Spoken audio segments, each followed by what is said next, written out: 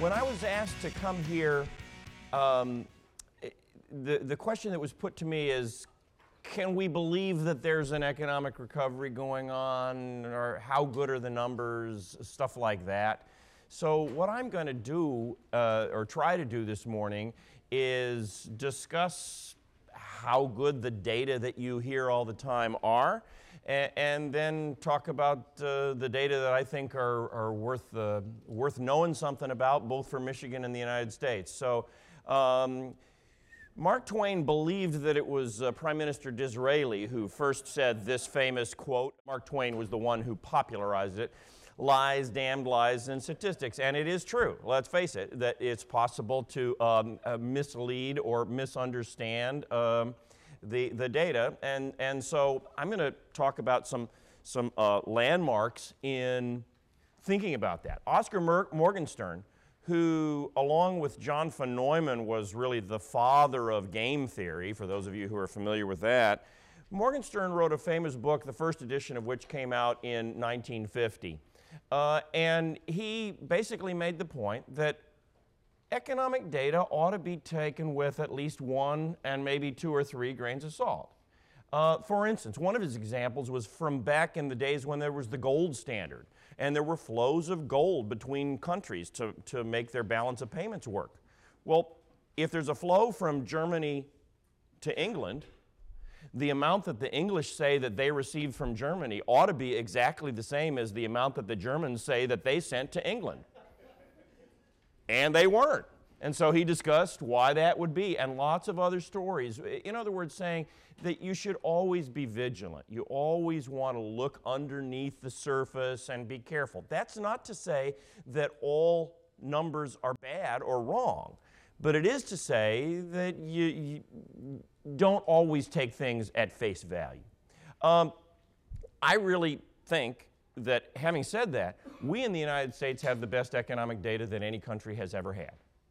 And the 3 agencies in Washington, one of which I used to work for before I went to graduate school, the Bureau of Economic Analysis, they're the ones who put out the gross domestic product, the international trade data, the regional economic data by county.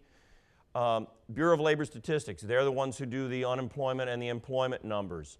And then the Census Bureau does all sorts of things. They're pretty darn good. They do as good a job as any set of statistical agencies has ever done in the history of the world. So that's really good.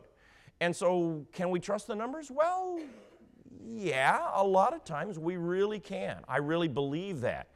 Now, most of you are interested in economic development in a particular place. You know, you're looking for, how can I get the Isabella County or the Midland County economy to do better? Well, the farther we go down to local areas, the less good the data are. Because, and so often, if there may be something at the national level, or at the state level, or at the county level that's available that you can use, but you may be interested in something that you're just going to have to get out and use some shoe leather to try to find out. Okay, here's an example of imperfections in the data. There are monthly data on employment in the state of Michigan.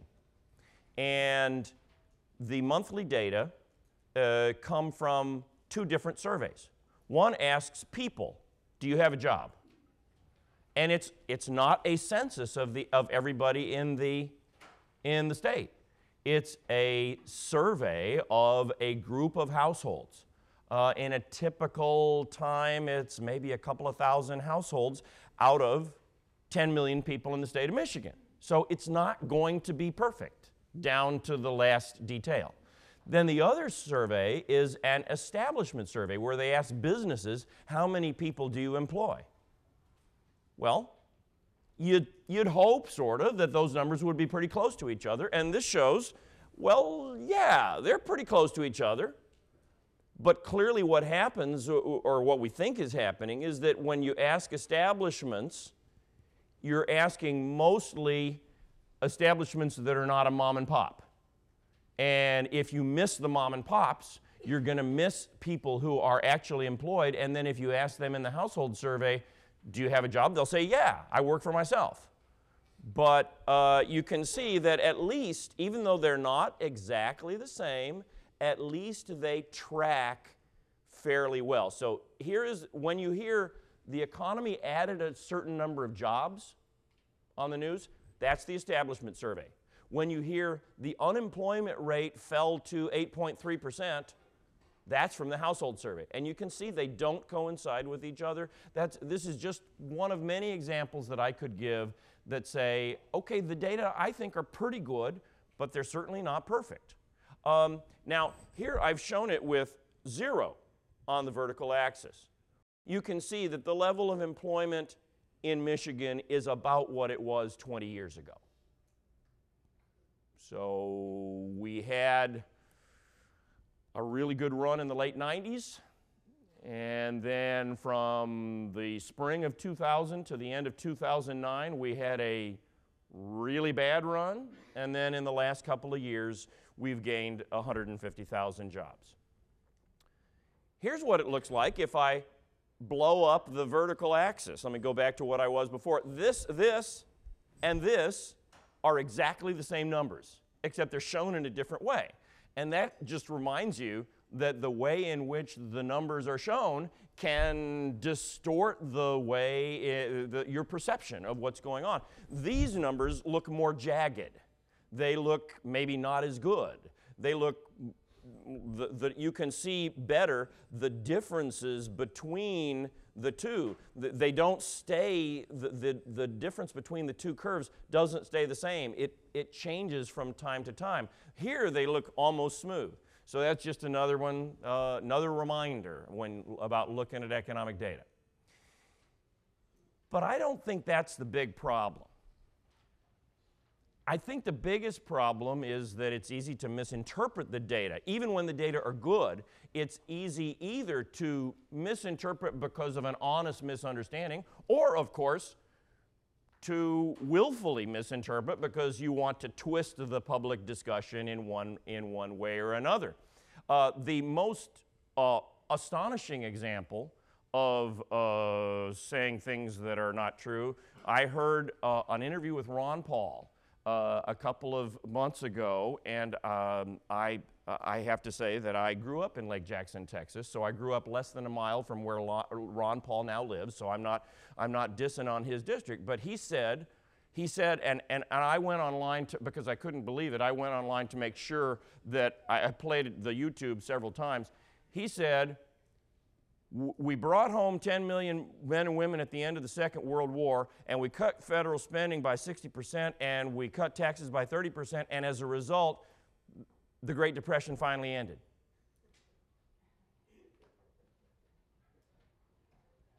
That is so divorced from reality. And so what happened, that was in response to an interview question from John King. I mean, believe me, the Great Depression did not end in 1945. The war, per capita incomes adjusting for inflation at the end of the war were almost 3 times as high in Michigan as they had been only 10 years before, okay? The war, for better or worse, really galvanized the economy. But for his political purposes, or perhaps because he doesn't know the numbers, doesn't understand the numbers, Ron Paul said what he said. And so what did we get? John King did not say, Congressman, that is absolutely wrong. John King said, back to you, Anderson. So there's a lot of misinformation that is allowed to seep into the public discussion. Okay. I had a conversation with, I was having my checkup, and one of the nurses knows, she's seen me on TV, so she knows that I'm an economist, and she says, so is it getting better? And I said, yeah, it's getting better, and I gave my standard story, and she said, but my friend is still out of work. Well, both of those things could be true, okay? I didn't say that everyone in Michigan has a job. Our unemployment rate is still higher than it was 5 years ago, okay? Even though it's a whole lot lower than it was 3 years ago. But people's perceptions of what's going on are very much influenced by their personal stories.